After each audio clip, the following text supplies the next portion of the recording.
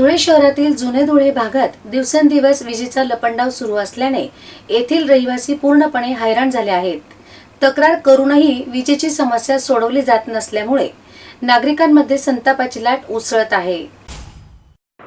धुळे शहरातील देवपूर भागात असलेल्या जुने धुळे भागात बत्ती गुल हा प्रश्न नित्याचाच झाला आहे. या संदर्भात संबंधित वीज पुरवठा विभागातील अधिकारी व कर्मचाऱ्यांकडे कैफियत मांडून देखील येथील रहिवाशांना या समस्यांना सामोरे जावे लागत आहे. आज रात्री 11 वाजेपासून वीज पुरवठा खंडित झाला होता. आज सकाळचे 11 वाजले तरीही वीज पुरवठा सुरू करण्यात आला नसल्यामुळे नागरिक हैराण झाले होते. संबंधित विभागाच्या अधिकाऱ्याने कर्मचाऱ्यांना या संदर्भाची माहिती देऊन देखील कर्मचारी वेळेवर आले नसल्यामुळे नागरिकांमध्ये संतापाची लाट उसळत आहे.